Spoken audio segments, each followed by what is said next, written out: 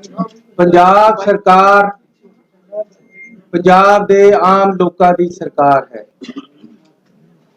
ते हर आम नागरिक नूं चाहे वह किसी वर्ग का उन्होंने बराबरता के हक ते उन्होंने सहूलतां प्रदान पंजाब सरकार वालों कीतियां जा रही हैं, क्योंकि पंजाब के लोगों की सरकार कर्मचारियों का विश्वास सरकार दे विच होना चाहिए। उहदे वास्ते असी कर्मचारियों के पहला डीए भी दिते है, उन्होंने हड़ताल वापस लई है, उहदे लई उन्हां दा धन्नवादी हां। ते अज एक अहम फैसला करके पंजाब सरकार की कैबिनेट ने 36,000 इंपलाईज नूं पक्के करन दा फैसला किया है। इसकी डिटेल्स ऐसी विधान सभा दे विच एक बिल दे राही लिया के तुहानूं देवांगे। सो ये कर्मचारियों लई एक बहुत बड़ा तोहफा है कि असी कर्मचारियों 36,000 कर्मचारियों नूं पक्का करन जा रहे हैं। इस दे नाल ही पंजाब दे विच जिहड़े डीसी रेट है वो घट है, जिहदे नाल तनखाहां घट मिल रही हैं। पंजाब सरकार ने कल्ले सरकारी कर्मचारियों दे नहीं, प्राइवेट दे भी मिनीमम वेज है जिहड़े वो वधाउण दा फैसला किया है ते 415 रुपये 99 पैसे पंजाब सरकार जिहड़ा रेट है 1 मार्च 2020 तो पिछे तो वधाउण जा रही है। वधा दिते, मतलब कैबिनेट पास हो गया है ते इहदे नाल 1 मार्च तो लेके अज तक दे डीसी रेट मिनीमम वेज है जिहड़े उहदे बकाए भी मिलणगे ते अगे नूं भी जिहड़ा 415 रुपया रेट है मिनीमम वेज है वो वध जाएगा।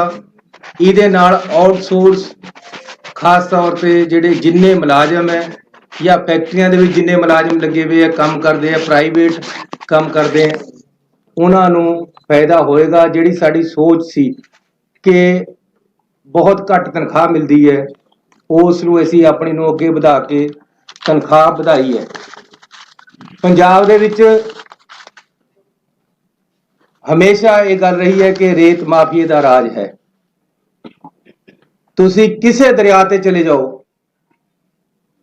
पहला जिहड़ा रेता 16 रुपये तो लेके 22 रुपये तक नदी या दरियावां दे विच विकदा सी, हालांकि रेट 9 रुपये सी।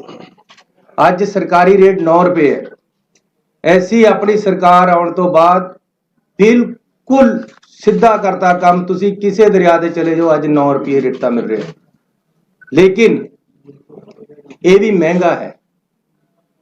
इस करके अज असीं फैसला किया है कि हर दरिया या खड्ड ते रेते का रेट 5 रुपये 50 पैसे होएगा।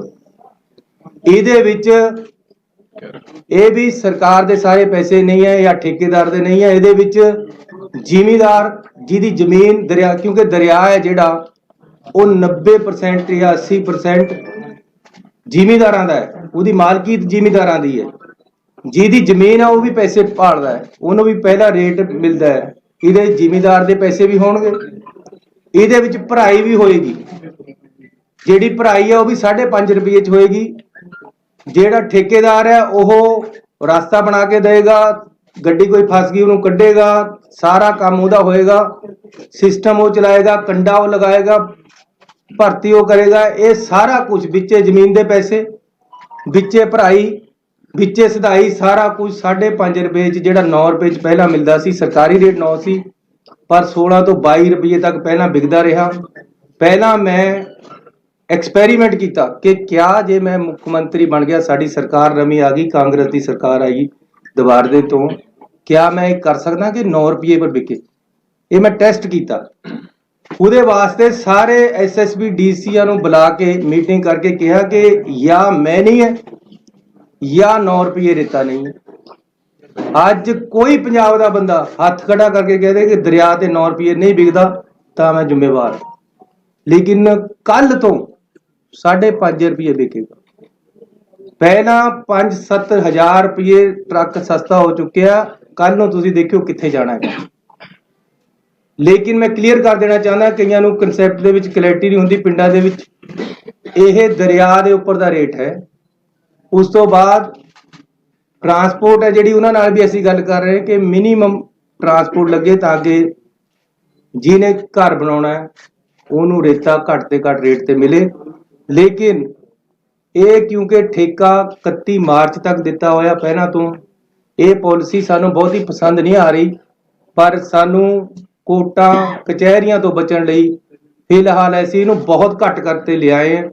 ਅਲਟੀਮੇਟਲੀ ਅਸੀਂ ਆਪਣਾ ਜਦ ਅਗਲਾ ਵਿਜ਼ਨ ਦੇਵਾਂਗੇ ਉਹਦੇ 'ਚ ਅਸੀਂ ਦੱਸਾਂਗੇ ਅਸੀਂ ਕਿਸ ਤਰ੍ਹਾਂ, ਉਹਦੇ ਸਾਡੀ ਪਾਰਟੀ ਡਿਸਾਈਡ ਕਰੇਗੀ ਕਿਸ ਤਰ੍ਹਾਂ ਅਸੀਂ ਅੱਗੇ ਨੂੰ ਰੇਤਾ ਵੇਚਣਾ ਤੇ ਕਿਸ ਤਰ੍ਹਾਂ ਕਰਨਾ। ਲੇਕਿਨ ਅੱਜ ਬਹੁਤ ਸਸਤਾ ਰੇਟ ਅਸੀਂ ਜਿਹਦੇ 'ਚ ਭਰਾਈ ਵੀ ਹੈ, ਜਿਹਦੇ ਜ਼ਿਮੀਂਦਾਰ ਦੇ ਪੈਸੇ ਵੀ ਹੈ, ਜਿਹਦੇ ਸਧਾਈ ਵੀ ਹੈ, ਦਰਿਆ 'ਚੋਂ ਬਾਹਰ ਵੀ ਕੱਢਣਾ, ਉਹ ਅਸੀਂ ਰੇਟ 5.5 ਰੁਪਏ ਕਰਤਾ, ਜਿਹੜਾ ਕਿ 4 ਗੁਣਾ ਘੱਟ ਹੋਇਆ ਹੈ।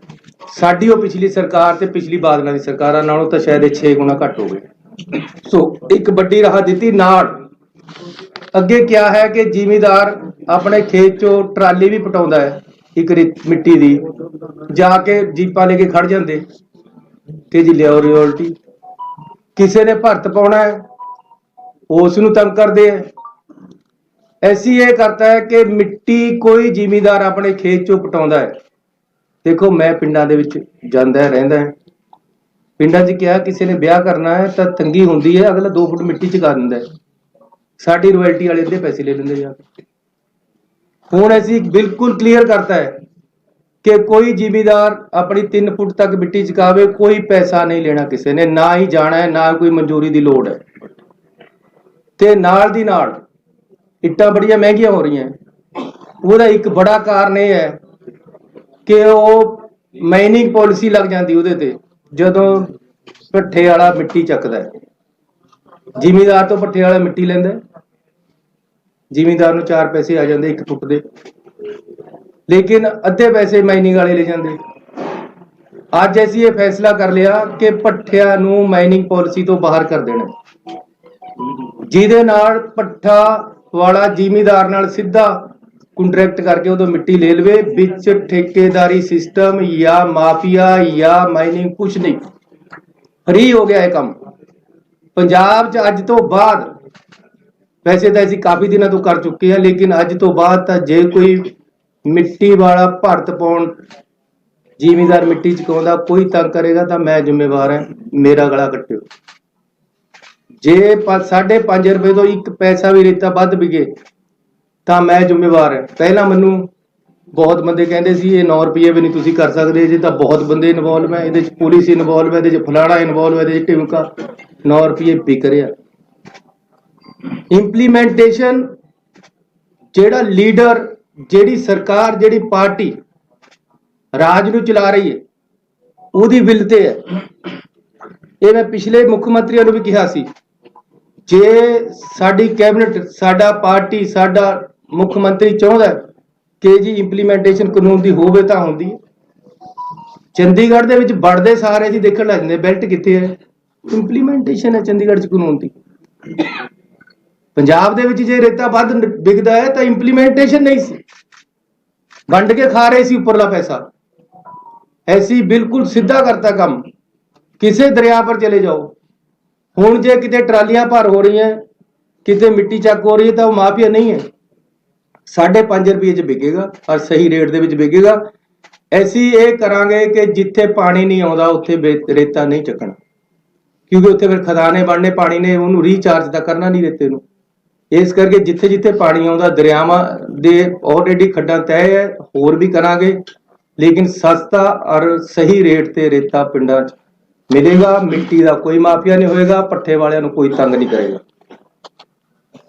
ਇਸ ਤੋਂ ਇਲਾਵਾ ਇੱਕ ਫੈਸਲਾ ਅਸੀਂ ਹੋਰ ਅਹਿਮ ਲਿਆ ਕਿ ਜਿਹੜੇ ਪੰਜਾਬ ਦੇ ਇੰਸਟੀਟਿਊਸ਼ਨਲ ਟੈਕਸ ਪੰਜਾਬ ਤੇ ਲੱਗਿਆ ਹੋਇਆ ਸੀ, Punjab institutional and other buildings tax 2011 ਤੋਂ ਸੀ। ਉਸ ਦਿਨ ਮੈਨੂੰ, ਜਿਸ ਦਿਨ ਅਸੀਂ ਗਏ ਲੁਧਿਆਣੇ, ਉਸ ਦਿਨ ਅਸੀਂ ਅਨਾਉਂਸ ਕੀਤਾ ਸੀ, ਅੱਜ ਕੈਬਨਿਟ ਨੇ ਪਾਸ ਕਰ ਦਿੱਤਾ। 2012 ਤੋਂ ਜਿੰਨਾ ਟੈਕਸ ਬਣਦਾ ਸੀ ਅਸੀਂ ਉਹ ਮਾਫ ਕਰ ਦਿੱਤਾ। ਅੱਗੇ ਨੂੰ ਵੀ ਇਹ ਟੈਕਸ ਹੈ ਜਿਹੜਾ ਪੰਜਾਬ ਤੇ ਨਹੀਂ ਲੱਗੇਗਾ।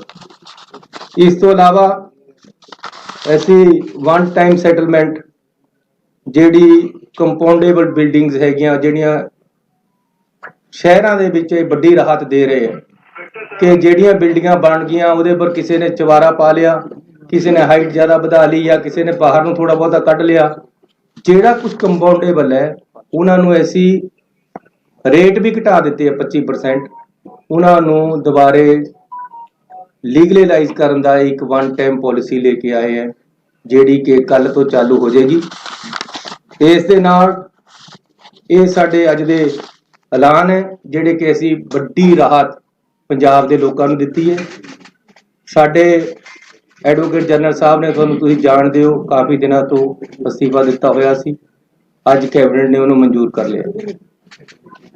ਗਵਰਨਰ ਸਾਹਿਬ ਕੋਲ ਭੇਜਾਂਗੇ, ਜਦੋਂ ਅੱਜ ਹੀ ਸ਼ਾਇਦ ਪਾਸ ਹੋ ਜਾਏਗਾ, ਕੱਲ ਨੂੰ ਅਸੀਂ ਨਵਾਂ ਐਡਵੋਕੇਟ ਜਨਰਲ ਲਗਾਵਾਂਗੇ। ਇਸ ਤੋਂ ਇਲਾਵਾ ਡੀਜੀਪੀ ਦੀ ਜਿਹੜੀ ਪੋਸਟਿੰਗ ਹੈ, ਜਿੰਨੇ 30 ਸਾਲ ਤੋਂ ਉੱਪਰ ਦੇ ਹੈ, ਇਹ ਕਾਨੂੰਨ ਹੈ, ਜਿਨ੍ਹਾਂ ਦੀ 30 ਸਾਲ ਨੌਕਰੀ ਹੋ ਗਈ ਹੈ ਉਹਨਾਂ ਦਾ ਅਸੀਂ ਆਲਰੇਡੀ ਭੇਜ ਚੁੱਕੇ ਸਾਰਿਆਂ ਦੇ ਨਾਮ, ਸਾਤੋਂ ਸਾਰਿਆਂ ਦੇ ਨਾਮ ਮੰਗੇ ਗਏ ਹੈ। ਉਹਨਾਂ ਵਿੱਚੋਂ ਇੱਕ ਪੈਨਲ ਬਣਾ ਕੇ ਕੇਂਦਰ ਸਰਕਾਰ ਭੇਜੇਗੀ। ਉਹ ਪੈਨਲ ਵਿੱਚੋਂ ਅਸੀਂ ਡੀਜੀਪੀ ਨਵਾਂ ਲਗਾਵਾਂਗੇ। ਜੋ ਪੈਨਲ ਆਏਗਾ ਇਹ ਪਹਿਲਾਂ ਤੋਂ ਇੱਕ ਪ੍ਰਿੰਸੀਪਲੀ ਕਲੀਅਰ ਹੋਇਆ। ਸੋ ਮੈਂ ਤੁਹਾਡਾ ਧੰਨਵਾਦੀ ਹਾਂ ਕਿ ਤੁਸੀਂ ਅੱਜ ਇੱਥੇ ਆਏ ਹੋ। ਪੰਜਾਬ ਦੇ ਵੱਡੇ ਐਲਾਨ ਹੋਏ ਹੈ। ਪਰਸੋਂ ਨੂੰ ਸਾਡਾ ਵਿਧਾਨ ਸਭਾ ਦਾ ਸੈਸ਼ਨ ਹੈ, ਉਹਦੇ ਵਿੱਚ ਅਸੀਂ ਬਿਜਲੀ ਸਮਝੌਤਿਆਂ ਬਾਰੇ ਬਿੱਲ ਲੈ ਕੇ ਆਵਾਂਗੇ। ਕਿਸਾਨਾਂ ਬਾਰੇ ਜਿਹੜੇ ਕਾਲੇ ਕਾਨੂੰਨ ਬਣੇ ਹੈ ਉਹਦੇ ਬਾਰੇ ਵਿੱਚ ਰੈਜੂਲੇਸ਼ਨ ਤੇ ਕੁਝ ਬਿੱਲ ਆਉਣਗੇ। ਇਸ ਦੇ ਨਾਲ ਹੀ ਜਿਹੜਾ 50 ਕਿਲੋਮੀਟਰ ਅੰਦਰ BSF ਆਉਣ ਦਾ ਫੈਸਲਾ ਹੈ ਉਹਦੇ ਬਾਰੇ ਵਿੱਚ ਵੀ ਅਸੀਂ ਇਹ ਵਿਧਾਨ ਸਭਾ ਦੇ ਵਿੱਚ ਇਹ ਮਸਲਾ ਰੱਖਾਂਗੇ ਤੇ ਇਹਦੇ ਬਾਰੇ ਰੈਜੂਲੇਸ਼ਨ ਲੈ ਕੇ ਆਵਾਂਗੇ। ਸੋ ਮੈਂ ਧੰਨਵਾਦੀ ਹਾਂ ਆਪਣੇ ਮੰਤਰੀ ਸਾਹਿਬਾਨ ਦਾ, ਸਾਡੀ ਪਾਰਟੀ ਦੇ ਪ੍ਰਧਾਨ ਸਾਹਿਬ ਵੀ ਸਾਡੇ ਵਿਚਕਾਰ ਆਏ ਹੈ, ਉਹਨਾਂ ਦਾ ਵੀ ਮੈਂ ਸਵਾਗਤ ਵੀ ਕਰਦਾ, ਉਹਨਾਂ ਦਾ ਧੰਨਵਾਦ ਵੀ ਕਰਦਾ। ਤੇ ਹੁਣ ਮੈਂ ਪ੍ਰਧਾਨ ਜੀ ਨੂੰ ਬੇਨਤੀ ਕਰਾਂਗਾ।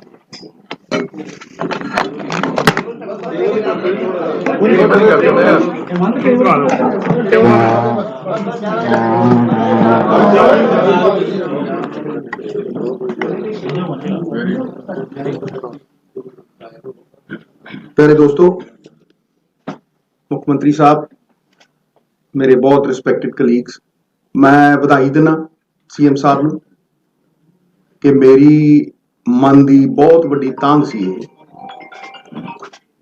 ਕਿ ਰੇਤੇ ਦੇ ਰੇਟ ਫਿਕਸ ਹੋਣ। ਮੈਂ ਪਹਿਲੇ ਦਿਨ ਤੋਂ ਕਹਿਣਾ ਜਿਸ ਦਿਨ ਰੇਤੇ ਦੇ ਰੇਟ ਫਿਕਸ ਹੋਣਗੇ ਮਾਫੀਆ ਉਸੇ ਦਿਨ ਮਰ ਜਾਏਗਾ। ਅਗਰ ਤੁਸੀਂ ਸ਼ਰਾਬ ਵੀ ਵੇਚਦੇ ਹੋ ਬੋਤਲ ਦੇ ਉੱਤੇ ਰੇਟ ਹੁੰਦਾ। ਰੇਟ ਜਦੋਂ ਫਿਕਸ ਨਹੀਂ ਹੁੰਦਾ, ਸਪਲਾਈ ਤੇ 170 ਸਾਲ ਦੀ ਪਈ ਹੈ ਪੰਜਾਬ 'ਚ, ਸਪਲਾਈ ਰੋਕ ਦਿੱਤੀ ਜਾਂਦੀ ਹੈ। ਔਰ ਜਿਹੜੀ ਟਰਾਲੀ ਮੈਂ ਰਿਕਮੈਂਡ ਕਰਦਾ ਸੀਗਾ 1000 ਰੁਪਏ ਨੂੰ, ਕਿਉਂਕਿ ਟਰਾਲੀ ਦਾ ਰੇਟ ਫਿਕਸ ਹੋਣਾ ਚਾਹੀਦਾ। 1200 1000 1300 ਉਹ 5000 ਦੀ ਵੀ ਵਿਕੀ ਹੈ, ਉਹ 10000 ਦੀ ਵੀ ਵਿਕੀ ਹੈ।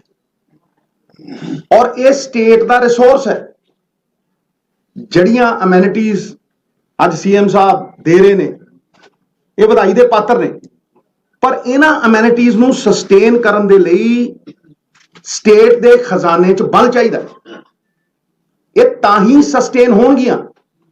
ਔਰ ਉਹ ਸਸਟੇਨ ਕਰਨ ਦੇ ਲਈ ਮੈਂ ਤੁਹਾਨੂੰ ਅੱਜ ਦਾਅਵੇ ਨਾਲ ਕਹਿਣਾ ਕਿ ਐਜੂਕੇਸ਼ਨ ਦੇ ਜਿੰਨੇ ਧਰਨੇ ਲੱਗ ਰਹੇ ਆ, ਅਗਰ ਸਰਪਲਸ 2000 ਕਰੋੜ ਰੁਪਇਆ 1500 ਕਰੋੜ ਵੀ ਹੋਵੇ, ਇੱਕ ਧਰਨਾ ਨਹੀਂ ਲੱਗੂਗਾ। ਜਾਓ ਪੁੱਛ ਲਓ। ਇਸ ਕਰਕੇ ਇਹ ਜਿਹੜੀ ਫਾਈਨੈਂਸ਼ੀਅਲ ਸਟੈਬਿਲਿਟੀ ਹੈ, ਇਹਦੇ ਲਈ ਚਾਹੇ ਸ਼ਰਾਬ ਦੀ ਪਾਲਿਸੀ ਹੋਵੇ ਚਾਹੇ ਰੇਤੇ ਦੀ ਪਾਲਿਸੀ ਹੋਵੇ, ਇਹ ਬਹੁਤ ਜ਼ਰੂਰੀ ਹੈ।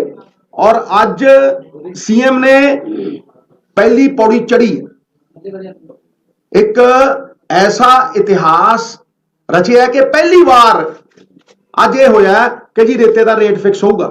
ਹਾਲਾਂਕਿ ਮੈਂ ਇਹਨੂੰ ਬਹੁਤ ਅੱਗੇ ਲਿਜਾਣਾ ਚਾਹਨਾ, ਸਟਾਕਯਾਰਡ ਬਣਾਉਣਾ ਚਾਹਨਾ। ਔਰ ਇੱਕ ਗੱਲ ਸਾਰੀ ਦੁਨੀਆ ਸਮਝੇ, ਮੈਂ ਡੰਕੇ ਦੀ ਚੋਟ ਤੇ ਕਹਿਣਾ, ਮੇਰਾ ਬਹੁਤ ਅਧਿਐਨ ਹੈ ਇਹਦੇ ਉੱਤੇ, ਕਿਉਂਕਿ ਮੈਂ ਜਾਣਦਾ ਕਿ ਪੰਜਾਬ ਦੀ ਸਰਵਾਈਵਲ ਇਹਦੇ ਨਾਲ ਜੁੜੀ ਹੋਈ ਹੈ, ਉਹ ਕੀ ਹੈ ਕਿ there is nothing called the sand mafia, it is the transport mafia। ਰੇਤਾ ਬੁੱਕਲ 'ਚ ਨਹੀਂ ਕੋਈ ਲਿਜਾ ਸਕਦਾ, ਰੇਤਾ ਟਰੱਕਾਂ 'ਚ ਜਾਂਦਾ ਹੈ, ਔਰ ਅਗਰ ਸਟਾਕ ਯਾਰਡ 'ਚੋਂ ਸਰਕਾਰੀ ਟਰੱਕਾਂ ਦੇ ਵਿੱਚ ਜਾਏਗਾ ਤੇ ਉਹ ਸਰਕਾਰੀ ਟਰੱਕ ਦਾ ਰੰਗ ਹੋਏਗਾ। ਇਹ ਨਹੀਂ ਆ ਵੀ ਛੋਟੀ ਜੀ ਸੜਕ ਦੇ ਉੱਤੇ ਜਿਹੜਾ ਮਰਜ਼ੀ ਟਿੱਪਰ ਦੜਾਤਾ, ਤੇ ਫਿਰ ਉਹਦੀ ਚੈਕਿੰਗ ਹੋ ਸਕਦੀ ਹੈ। ਰੇਟ, ਵੇਟ ਤੇ ਡੇਟ 2015 ਦੇ ਵਿੱਚ ਨੋਟੀਫਿਕੇਸ਼ਨ ਹੋਈ ਅਕਾਲੀ ਸਰਕਾਰ 'ਚ ਕਿ ਜਿਹੜੇ ਟਰੱਕ ਤੇ ਡੇਟ, ਰੇਟ ਔਰ ਵੇਟ ਨਹੀਂ ਹੈ ਉਹਨੂੰ ਇੰਪਾਊਂਡ ਕੀਤਾ ਜਾਏ। 7 ਸਾਲਾਂ 'ਚ ਦੱਸੋ ਕਿੰਨੇ ਟਰੱਕ ਇੰਪਾਊਂਡ ਹੋਏ ਆ? ਦੱਸੋ, ਇੱਕ ਹੋਇਆ ਹੋਵੇ ਤਾਂ ਦੱਸੇ। ਬਾਹਰੋਂ ਟਰੱਕ ਆਉਂਦਾ, ਪਠਾਨਕੋਟ ਤੋਂ ਟਰੱਕ ਆਉਂਦਾ, ਗੁੰਡਾ ਟੈਕਸ ਲਿੱਤਾ ਜਾਂਦਾ ਉਹਨਾਂ ਤੋਂ 5000, ਕਿਸੇ ਤੋਂ 7000, ਅਗਲਾ 25000 26000 ਦਾ ਟਰੱਕ ਲੈ ਕੇ ਆਉਂਦਾ ਬਾਹਰੋਂ, ਤੇ ਇੱਥੇ 15000 ਦਾ ਵੇਚਦਾ ਹੈ। ਠੀਕ ਹੈ, ਉਹ ਫਿਰ ਪ੍ਰੋਫਿਟ ਚਾਹੁੰਦਾ, ਤੇ ਕਿਉਂ ਨਾ ਉਹ 7000 GST ਦੇ ਰੂਪ ਦੇ ਵਿੱਚ ਅਸੀਂ ਐਕਸੈਪਟ ਕਰੀਏ ਬਈ, ਤੇ 300 ਕਰੋੜ ਰੁਪਇਆ ਸਾਲ ਕਿਉਂ ਨਾ ਲਵਾਈਏ। ਇਸੇ ਤਰ੍ਹਾਂ ਜਿਸ ਤਰ੍ਹਾਂ ਮੈਂ ਰੇਤੇ ਦੀ ਗੱਲ ਕਰ ਰਿਹਾ, ਜਿੱਦਣ ਰੇਤੇ ਦੇ ਰੇਟ ਫਿਕਸ ਹੋ ਗਏ 170 ਸਾਲ ਦਾ, ਤੁਹਾਨੂੰ ਮੈਂ ਉਦਾਹਰਣ ਦੇ ਰਿਹਾ, ਚੈੱਕ ਕਰੋ। ਅਕਾਲੀ ਸਰਕਾਰ ਨੇ 1 ਸਾਲ ਦੇ ਵਿੱਚ ਲਗਾਤਾਰ 10 ਸਾਲ ਚੋਰੀ ਦੀ ਇੰਤਹਾ ਦੇਖੋ, ਲਗਾਤਾਰ 10 ਸਾਲ, ਹਰ ਸਾਲ ਐਵਰੀ ਈਅਰ 40 ਕਰੋੜ ਰੁਪਈਆ ਜਮ੍ਹਾਂ ਕਰਾਇਆ 1 ਸਾਲ ਦਾ, ਤੇ ਤੇਲੰਗਾਨਾ 1 ਹਫ਼ਤੇ 'ਚ 47 ਕਰੋੜ ਰੁਪਈਆ ਕਮਾਉਂਦਾ ਇੱਕ ਦਰਿਆ ਤੋਂ। ਲਓ, ਜਿੱਥੇ ਮਰਜ਼ੀ ਬਹਾਲ। ਇਹ ਕੀ ਹੈ? ਇਹ ਚੋਰੀ ਨਹੀਂ ਹੈ, ਇਹ ਚੋਰੀ ਤੋਂ ਬਹੁਤ ਅੱਗੇ ਵਾਲੀ ਚੀਜ਼ ਹੈ। 2400 ਕਰੋੜ ਰੁਪਈਆ ਤੇਲੰਗਾਨਾ ਨੇ 2014 ਚੋਂ ਉਹ ਅੱਡ ਹੁੰਦੇ ਨੇ ਆਂਧਰਾ ਪ੍ਰਦੇਸ਼ ਤੋਂ, ਤੇ ਪਹਿਲੇ 3.5 ਸਾਲਾਂ ਦੇ ਵਿੱਚ 2400 ਕਰੋੜ ਰੁਪਈਆ ਕਮਾਉਂਦੇ ਨੇ, ਤੇ ਅਕਾਲੀ ਸਰਕਾਰ 10 ਸਾਲਾਂ ਦੇ ਵਿੱਚ 400 ਕਰੋੜ ਰੁਪਈਆ ਜਮ੍ਹਾਂ ਕਰਾਉਂਦੀ ਹੈ। 4 ਦਰਿਆ, 1300 ਕਿਲੋਮੀਟਰ ਦਰਿਆ ਤੇ 40 ਕਰੋੜ ਰੁਪਈਆ ਸਾਲ, ਤੇ ਤੇਲੰਗਾਨਾ 300 ਕਿਲੋਮੀਟਰ ਦਰਿਆ ਤੇ 47 ਕਰੋੜ ਰੁਪਈਆ ਹਫ਼ਤੇ ਦਾ। ਕੋਈ ਮੇਲ ਹੈ? ਇਹ ਸਟੇਟ ਦੇ ਰਿਸੋਰਸਿਸ ਨੇ ਸਾਹਿਬ, ਇਹ ਸਟੇਟ ਦੇ ਰਿਸੋਰਸਿਸ ਨੇ, ਇਹ ਜਦ ਤੱਕ ਖਜ਼ਾਨੇ 'ਚ ਨਹੀਂ ਆਉਣਗੇ, ਔਰ ਮੈਂ ਵਿਸ਼ਵਾਸ ਦਿਵਾਉਣਾ ਤੁਹਾਨੂੰ ਕਿ ਇਸੇ ਸਹਿਯੋਗ ਦੇ ਨਾਲ, ਇੱਕ ਪਾਲਿਸੀ ਨਾਲ ਬੈਠ ਕੇ ਆਪਣੇ ਕੋਲੀਗਸ ਦੇ ਸਹਿਯੋਗ ਦੇ ਨਾਲ 500 ਵਾਅਦੇ ਨਹੀਂ ਹੋਣੇ ਐਤਕੀ। ਇੱਕ ਰੋਡ ਮੈਪ ਹੋਏਗਾ, ਛੋਟਾ ਰੋਡ ਮੈਪ ਹੋਏਗਾ, ਔਰ ਵਾਅਦਿਆਂ ਨੂੰ ਕਟੇਲ ਕਰਕੇ ਉਨੇ ਹੀ ਰੱਖਾਂਗੇ ਜਿਹੜੇ ਵਿਸ਼ਵਾਸ ਦੇ ਪਾਤਰ ਹੋਣ। ਨਵਜੋਤ ਸਿੰਘ ਸਿੱਧੂ ਅਗਰ ਸੱਤਾ ਹੰਡਾਉਣੀ ਹੁੰਦੀ, ਕੁਰਸੀਆਂ ਹੀ ਹੰਡਾਉਣੀਆਂ ਹੁੰਦੀਆਂ, ਤੇ ਪੰਜਾਬ ਖਾਤਰ ਨਾ ਲੜਦਾ। ਫਿਰ ਜਿਹੜੀ ਮੇਰੀ ਲੜਾਈ ਹੈ ਉਹ ਕੋਈ ਨਿੱਜੀ ਲੜਾਈ ਨਹੀਂ, ਇਹ ਰੇਤੇ ਦੀ ਲੜਾਈ ਵੀ ਮੇਰੀ ਕੋਈ ਨਿੱਜੀ ਲੜਾਈ ਨਹੀਂ। ਅੱਜ ਮਾਹੌਲ ਬਦਲਿਆ, ਇੱਕ ਬਦਲਾਵ ਦੀ ਪਰਿਸਥਿਤੀ ਹੈ, ਲੇਕਿਨ ਇਹਨੂੰ ਪੱਕੇ ਪੈਰ ਅਗਰ ਸਸਟੇਨ ਕਰਨਾ ਹੈ ਅਸੀਂ 5 ਸਾਲ, ਤੇ ਇਹਨਾਂ ਰਿਸੋਰਸਿਸ ਨੂੰ ਸਾਨੂੰ ਯੂਟਿਲਾਈਜ਼ ਕਰਨਾ ਪਏਗਾ। ਔਰ ਆਉਣ ਵਾਲਾ ਸਮਾਂ ਸਾਡਾ ਚੋਖਾ ਹੀ ਚੋਖਾ। ਇਸ ਗੱਲ ਦੇ ਉੱਤੇ ਮੈਂ ਪਹਿਰਾ ਦਿੰਦਾ ਰਹੂੰਗਾ, ਔਰ ਮੇਰਾ ਪਾਰਟੀ ਵੱਲੋਂ ਇਹ ਜੋ ਇਹਨਾਂ ਨੇ ਕਿਹਾ ਕੱਲ ਕੈਬਨਿਟ ਦੇ ਵਿੱਚ ਅਗਰ ਡਿਸੀਜਨ ਹੁੰਦੇ ਆ, ਮੇਰਾ ਪਾਰਟੀ ਵੱਲੋਂ 110% ਸਹਿਯੋਗ, ਨਾਲੇ ਚੀਫ ਮਿਨਿਸਟਰ ਨੂੰ, ਨਾਲੇ ਸਾਰਿਆਂ ਨੂੰ, ਇਹਦੇ 'ਚ ਕੋਈ ਸ਼ੱਕ।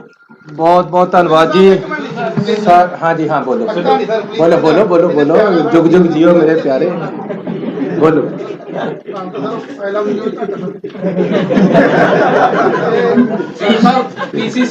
जे प्रेस ते सरकार ते ओपोजिशन सारे जाने सूबे वास्ते तकड़े होके काम करिए। तुसी चौथा पिलर हो, थोड़े सहयोग और थोड़िया ਜਿਹੜੀਆਂ ਆਲੋਚਨਾਵਾਂ ਦੋਨੋਂ ਚਾਹੀਦੀਆਂ, ਕਿਉਂਕਿ ਤੁਸੀਂ ਆਲੋਚਨਾ ਨਹੀਂ ਕਰੋਗੇ ਮੈਨੂੰ ਸਮਝ ਨਹੀਂ ਆਏਗੀ ਕਿ ਮੈਂ ਕਿੱਥੇ ਗਲਤ ਹਾਂ। ਆਲੋਚਨਾ ਮੌਕਾ ਹੀ ਨਹੀਂ ਦੇ ਰਹੇ। ਮੈਂ ਆਲੋਚਨਾ ਨੂੰ ਹਮੇਸ਼ਾ ਵੈਲਕਮ ਕਰਦਾ। ਇਹ ਠੀਕ ਹੈ ਕਿ ਸਾਡੇ ਕੰਮ ਦੇ ਵਿੱਚ ਆਲੋਚਨਾ ਹੈ ਨਹੀਂ ਹੋ ਰਹੀ। ਇਹ ਗੱਲ ਜ਼ਰੂਰ ਹੈ, ਤਾਂ ਸਮਾਂ ਬੜਾ ਘੱਟ ਹੈ। ਸਿੱਧੂ ਸਾਹਿਬ ਵੀ ਬੜਾ ਕਹਿੰਦੇ ਕਦੀ ਲੱਗਦਾ ਆਪੋਜੀਸ਼ਨ ਦਾ ਰੋਲ ਨਿਭਾ ਰਹੇ, ਕਦੀ ਕਰਨਾ ਚਾਹੀਦਾ। ਪਾਰਟੀ ਸੁਪਰੀਮ ਹੈ, ਬਿਲਕੁਲ ਸਰ। ਪਾਰਟੀ ਦੀਆਂ ਆਈਡੀਓਲੋਜੀ ਨੂੰ ਅਸੀਂ ਇੰਪਲੀਮੈਂਟ ਕਰਨਾ, and we are here to implement their ideology. ਨਿੱਜੀ ਕੋਈ ਹੈ ਨਹੀਂ ਉਹਨਾਂ ਨੇ ਸਰਕਾਰੀ। ਸਰ ਇੱਕ ਤਾਂ ਜਿਹੜੀ ਮਾਫੀਆ ਦੀ ਗੱਲ ਚੱਲਦੀ ਪਈ ਹੈ, ਮੈਂ ਫਿਰ ਨਾਮ ਵੀ ਲੈ ਦਿੰਦਾ ਕਿ ਰੋਪੜ ਦੇ ਵਿੱਚ ਸਰ ਕਈ ਖੱਡਾਂ ਏਦਾਂ ਕੋਈ ਰੋਪੜ ਦੇ ਵਿੱਚ ਆ, ਬਾਕੀ ਹੈ ਜਿਹੜੀ ਲੀਗਲਾਈਜ਼ ਖੱਡ ਹੈ ਉਹ ਚੱਲਦੀ ਨਹੀਂ ਹੈ। ਜਿਹੜੇ ਪੋਲੀਟੀਸ਼ੀਅਨ ਹੈ ਜਾਂ ਸਾਡੇ ਸਪੋਕਰ ਜਿਹੜੇ ਸਾਡੇ ਕੋਈ ਲੀਡਰਸ ਨੇ ਉਹਨਾਂ ਦੀ ਸ਼ਹਿਰ ਨਾਲ ਚੱਲਦੀ ਹੈ। ਜਿਹੜੀ ਲੀਡਰ ਜਿਵੇਂ ਆਮ ਰੋਪੜ ਦੇ ਵਿੱਚ ਇੱਕ ਟੌਪ ਲੀਡਰ ਤੁਹਾਡੇ ਸੱਤਾ ਰੂਟ ਦੇ ਵਿੱਚ ਨਾਮ ਵੱਜਦਾ ਹੈ, ਉਹ ਸਰ ਕੀ ਜਿਹੜੀਆਂ ਲੀਗਲਾਈਜ਼ ਜਿਹੜੀਆਂ ਰੁਕੀਆਂ ਹੋਈਆਂ ਇਲੀਗਲ ਚੱਲਦੀਆਂ ਪਈਆਂ ਨੇ, ਉਹ ਉਹਦੇ ਵਾਸਤੇ ਕੋਈ ਮੈਕੈਨਿਜ਼ਮ ਕੋਈ? ਸਰ ਤੁਸੀਂ ਮੈਨੂੰ ਦੱਸੋ 9 ਰੁਪਏ ਤੇ ਘੱਟ ਜੇ ਇੱਕ ਵੀ ਇਲੀਗਲ ਚੱਲਣ ਨਹੀਂ ਦਵਾਂਗਾ। ਨੰਬਰ 1 ਹੁਣ 5.5 ਤੋਂ 1 ਪੈਸਾ ਵੱਧ ਨਹੀਂ ਵਿਕਣ ਦਵਾਂਗਾ। ਜਾਂ ਪੈਸਾ ਸਰਕਾਰ ਨੂੰ ਆਏਗਾ ਜਾਂ ਲੋਕਾਂ ਨੂੰ ਜਾਏਗਾ, ਇਹਦੇ ਵਿੱਚ ਕਿਤੇ ਨਹੀਂ।